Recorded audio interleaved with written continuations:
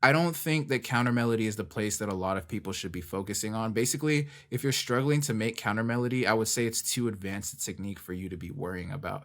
Something that you should focus on more is hello, beautiful person. Welcome back. Today, I'm going to be showing you my 2022 full guide for making melodies with stock plugins only. My goal today is going to be to just show you my workflow for making melodies so that you can adopt some of the more valuable parts of the process into your own melody making process so you can make better beats. Even though this isn't a full beat making tutorial, we will have some drum programming towards the end. All the drum sounds used in today's video can be found for free in my 14 drum kit, and you can find that in the first link in the description below. Please drop a like on this video as it greatly helps my channel against the YouTube algorithm, and as you do, I wish you a wonderful learning experience. God bless you and enjoy.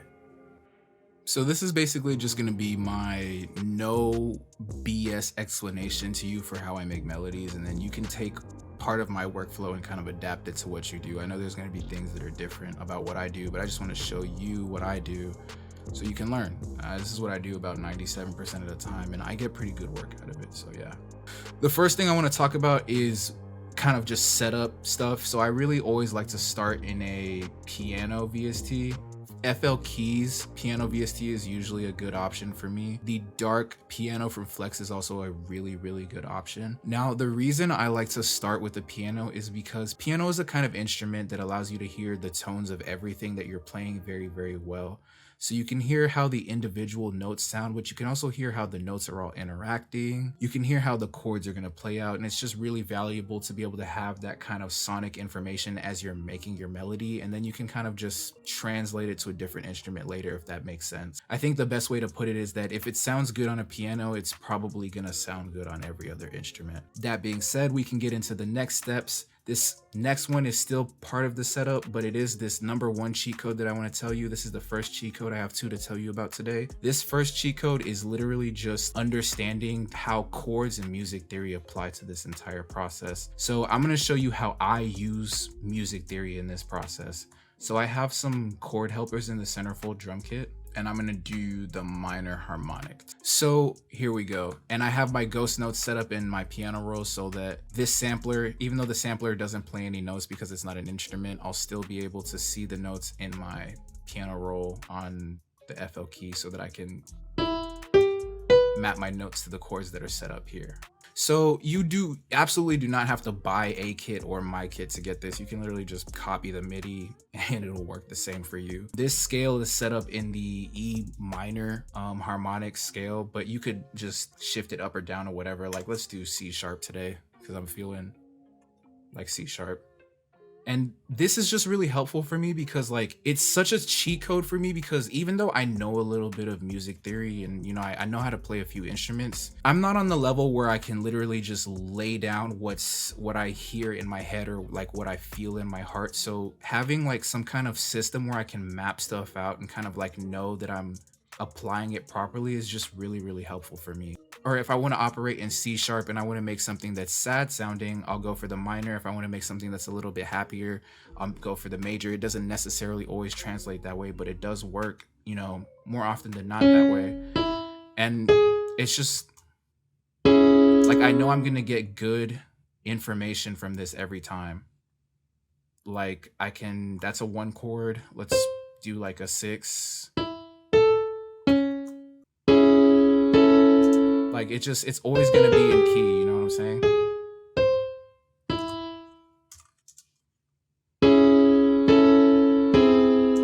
And you know, it's not always gonna sound good, all the combinations, but the point being that like you're already starting off on so much of a stronger foot if you have like this cheat code kind of built into your system of like, okay, I at least know I need to operate in the same key.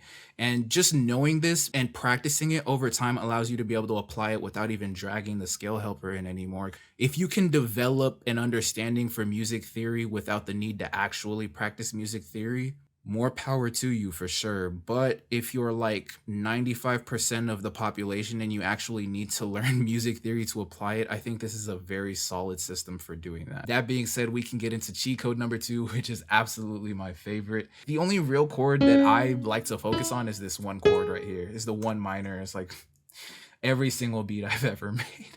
It's literally this chord, man. Like sometimes like it could be as simple as just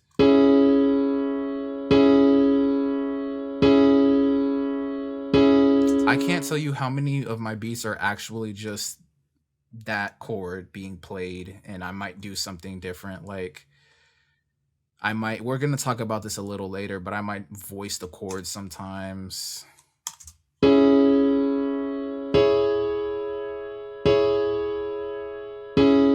Like I might just do wonky things to make it seem like it's different, but it's really just this one chord. Now, what I like to do with this, along with this chord, is apply something which is called musical tension. And it's when you use half steps within the scale that you're already operating in to kind of like create a feeling of like suspense in the music that gets resolved when it gets looped back. You take this one note in the chord, in the one chord that I'm already using, right? And you just drag it down and that's it.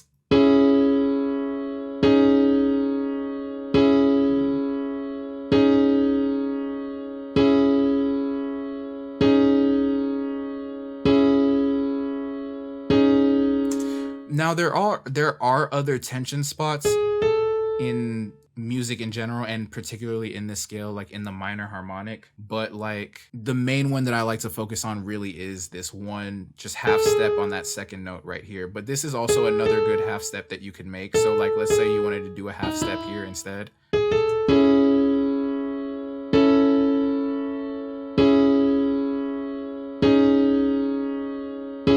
This is why I had to explain all the like the cheat code number 1 music theory, is because that's really the only way you're going to understand how to apply cheat code number 2, which is the like minor 1 chord cheat code. So like, and then using like tension in order to like make it sound like it's a bunch of different chords, but it's really still the same chord. This one is technically the 6 in the minor harmonic, but like it's still using the same concept of tension, which is happening here. And that's just the one with the suspended 2, I believe. Correct me if I'm wrong. Again, I don't know music theory. I just know it sounds good. And to be honest with you, this is something I just stole from Metro Boomin. Like all of this stuff I'm telling you is just stuff I stole from like other producers. Like starting with pianos, I stole that from Zaytoven, bro. I noticed Zaytoven just always starts with pianos, so I always start my stuff with pianos. I noticed that Metro Boomin tends to use these types of chord progressions the most, especially this right here. And I just stole it basically. I hate to say it, but it's like I adopted it, if anything, because my beats don't sound exactly like Metro Boomin beats. I just adopted his musical theory technique, and I think the quote really is real. Good artists borrow, great artists steal. Man, I just feel like maybe Metro stole it from someone else. You know what I'm saying? Maybe Zaytoven probably learned it and stole it from someone else. I think this is a really solid technique. Honestly, I like this melody as is, so we can go ahead and use this and then just pop into the next step of this. I'm going to start off with my bass instrument as the piano. Something I've observed is that piano is a really good bass instrument to start off with, just in general. Like if you don't know what to do, like when in doubt, really start with like a piano. Guitar is also like a really good option, I've noticed. So I really like the dark piano. I tend to start off with this a lot when I'm in a pinch. So then we can just copy our FL keys melody, paste it in here.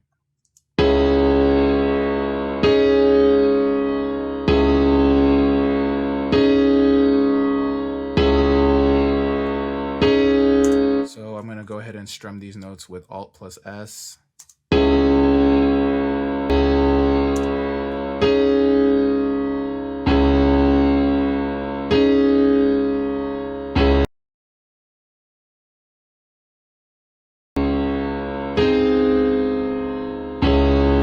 All right, cool. So I changed it up a little bit, still basically based off that one minor chord. I just used a little bit more. Let's delete these sampler notes so I can show you a little bit more. I used a little bit more of the chords that were in the scale. I just basically layered it. And then I used a little bit more tension. I moved this last note literally just another half step. That's it. So yeah, so with my piano being kind of like the base of this whole melody, once you kind of have your bass instrument, it could be like a live instrument, or it could be like some kind of synth chords, or even like a lead. Whatever you have is like kind of like your front kind of like leading melody. Honestly, you're kind of good with just one melody and then a little bit of ambience, And then the little bit of ambience can come from either your effects. You can add the right amount of reverb and the right amount of delay, and you could be good to go just off of one instrument. If you wanted to talk about creating more complex melodies, you could do things like adding extra instruments. Something that adds a lot more ambience into a melody is pads. So a pad that I really like to go with is the Citrus Amylase pad. And it's really as simple as just copying the chord progression right here and pasting it over. And you can already see how it's filling up all that extra space. Now, this is already better. We're already moving in a good direction. But if you want to fill up even more sonic space, you can bring this melody right here up another octave.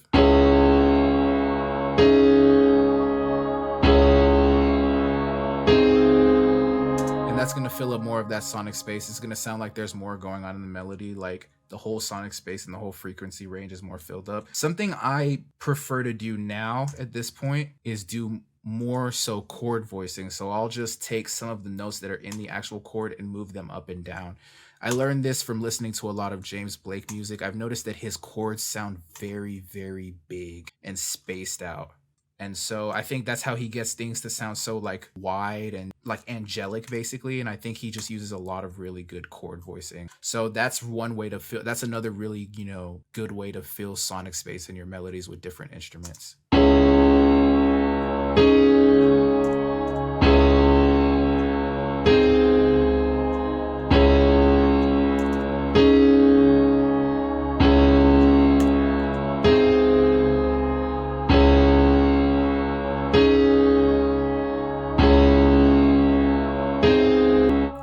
Another way I like to layer my melodies is with like really short kind of like instrument stabs right at the beginning of my chords. Sometimes I'll do that with bells or I really like to do it with pizzicatos lately. So I might actually go ahead and just do something like that. And I noticed that these more darker melodies sound better at slower tempos actually. So I'm going to go ahead and bring that down from 130, which is what it was at, to 124 now.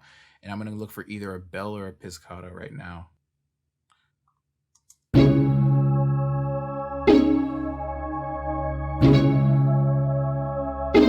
Oh, I actually copied over my piano, but that's fine.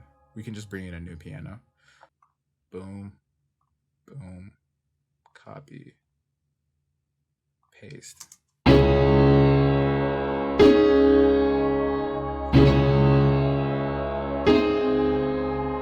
Cool, so that sounds really cool. And then we can use even more chord voicing on the pizzicato to make it stand out and make it sound more lush and make the whole melody just sound more like sonically full overall.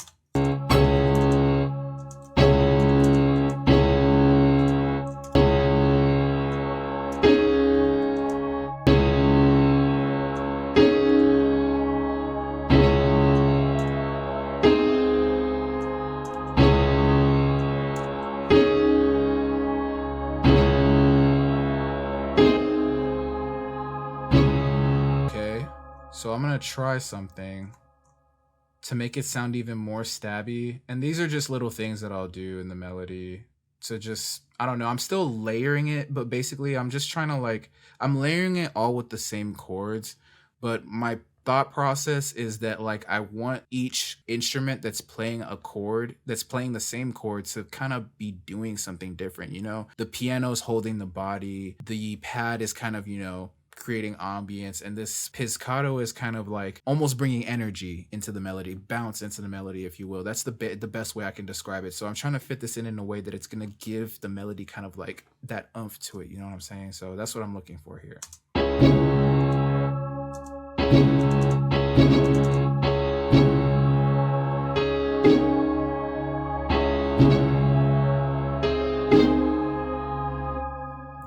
I like that right there.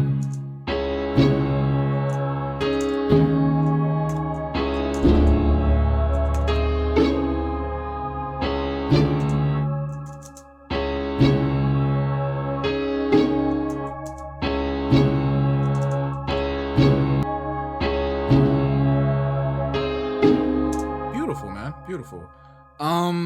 You could get into doing a whole bunch more. You could even get into counter melodies. I personally don't make counter melodies actually. Counter melody is kind of it's not melody basically. I'd have to explain so much about like why I don't do counter melody. That's not the point of this tutorial, but basically like you can make a lot of good melodies without counter melody, and like if you kind of listen to music a little bit, you'll notice that the best beats kind of just have chord progressions and the counter melody is actually coming from the person who's singing or rapping on the beat. I don't think that counter melody is the place that a lot of people should be focusing on. Basically, if you're struggling to make counter melody, I would say it's too advanced a technique for you to be worrying about. Something that you should focus on more is harmony, which is what we were able to accomplish by just layering melodies and then using chord voicing. So I think that that's a much better approach. And then you can take this layering and harmony and keep going with it at that point. And that's how you can kind of create counter melodies without even meaning to do it. This pizzicato ended up becoming a counter melody. Like just because I didn't add a bunch of extra notes in it.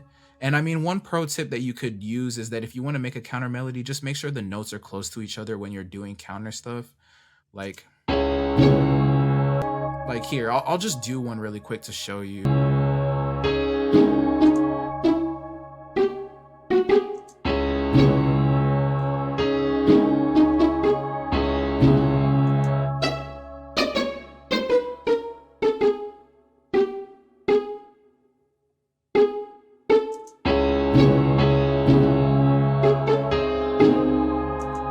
Like, I noticed that another mistake that people make if they choose to go the counter melody route, which I don't recommend anyways, is either they'll do one thing, they'll add way too many notes, which is like not the point, because at that point it's just distracting from what's going on musically anyway. I've heard so many bad counter melodies ruin good beats and good melodies in general. Even when people are sending me melodies, it's like pretty bad actually. The other thing is that people will use notes that are too spaced out for the counter melody, to where it's just kind of like, WTF is really going on here, right? If you want counter melody to really stand out, the notes have to be close together. So I think we have a good amount of melodies layered here. So we can go ahead and get into the next part of like my melody making process, which is going to be like using melody buses. So I would actually have these melodies already kind of doing their own thing effects wise. I won't really add too much outside of what's already in the VST. Usually I'll tweak things and flex. I kind of like the way everything was sounding today. Actually, let me come in here and add a little bit of delay to this pizzicato.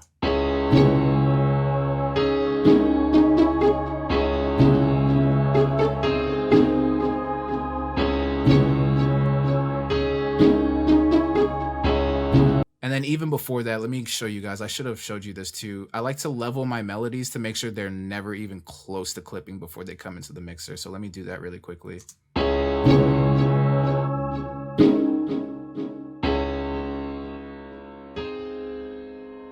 That's just like a big, you want a lot of headroom for melodies and stuff like that.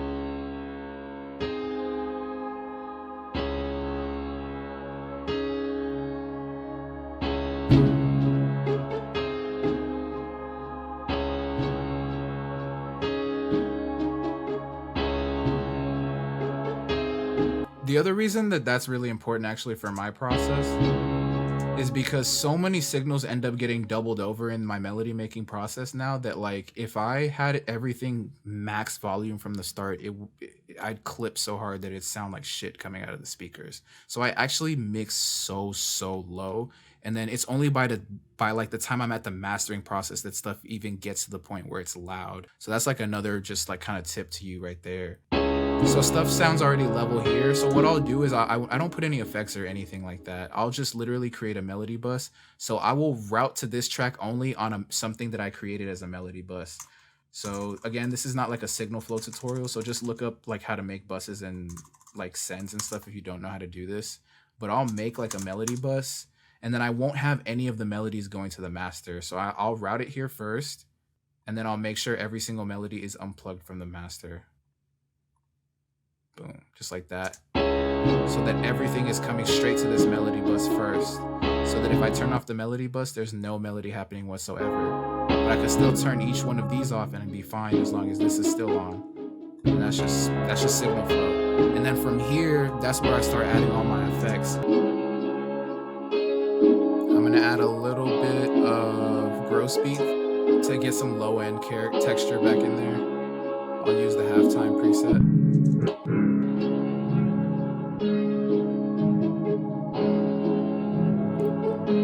bring that to the bottom so it can get EQ'd out.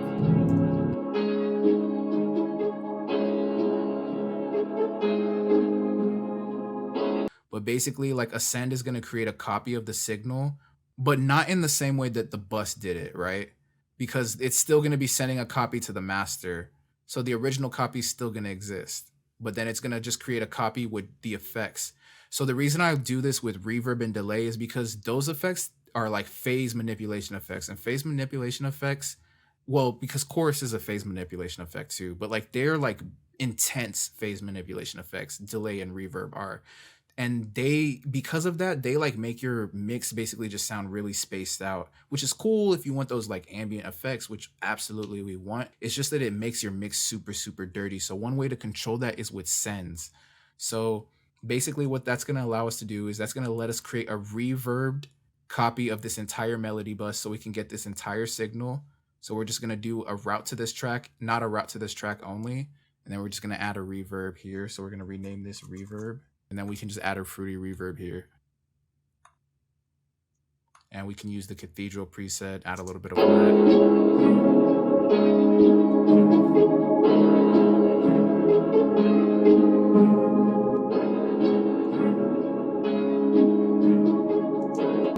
So you can see how it's adding that space. And then what you can do with it is just mix it in using this fader knob, which is what I like to do, so that I can get just that right amount of reverb without like destroying my mix.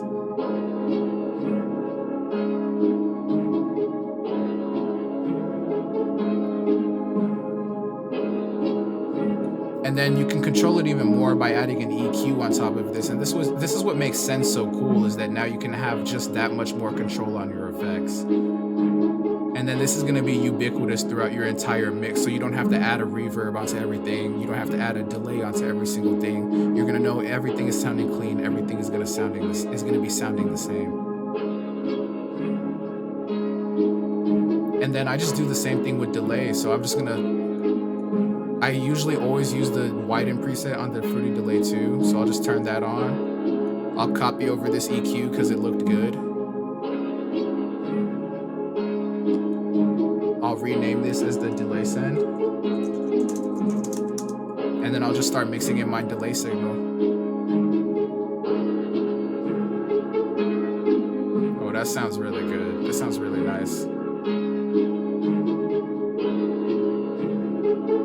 This sounds so lush and full, bro. I haven't even saved yet. Let me save. So that's basically my entire melody making process right there. Like, that's it. Like, that's what I'll do every time. It gets more complicated. I'll add more instruments, sometimes less instruments, really. I'll use paid VSTs sometimes. Repro is like one of my go-tos. I do use contact libraries sometimes. I'll even pop open the Omnisphere, but the point is the workflow. It's not so much the VSTs for sure. Okay, cool. And then I just want to show you guys like how you can lay down a really quick drum bounce so that you can get these, like when you make a melody, you can get a beat exported on it too. So that, like, you know, if you're more like a melody maker person, or if you want to be more like a sample maker, you can still, you're not like totally like waiting for people to like send you back beats and stuff. You can lay down like hard drum bounces and like, you know, like get stuff popping on your own, like be your own A&R basically, because you can lay down your own drums too. So now the root note is B. So we'll just follow that. That's easy.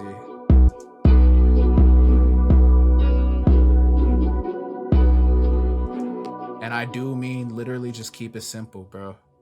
Like, keep it simple. Because if the melody is good, trust me, that's the only thing they're listening to anyway. The drums just have to not be bad. Trust me.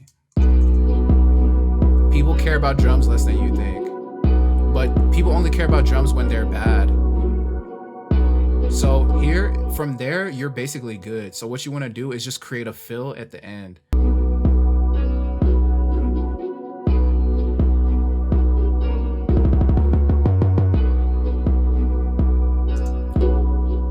So, okay, I'm going to use an octave here. So it's still B, it's still the root note.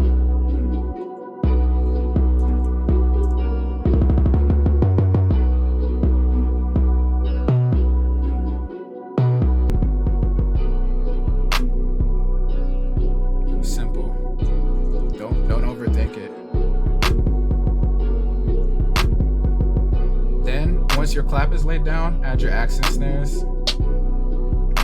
This is how you add accent snares. Literally just lay it down like this every time. Do that, and then just duplicate it over.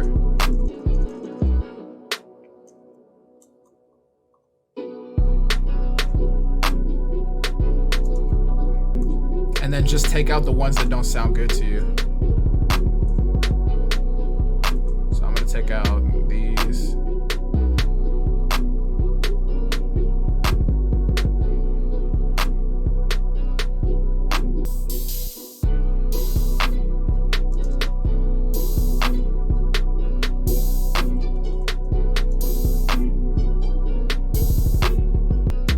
Simple. Maybe add a little bit of grid shift to it. And then lastly, just add your kick. And all you have to do is follow your 808. Don't follow the rolls, just follow it in the simplest spots. Maybe just, you know, the kick is more like an accent. That's how I like to use it. So it might just be on those two spots right there for the whole thing.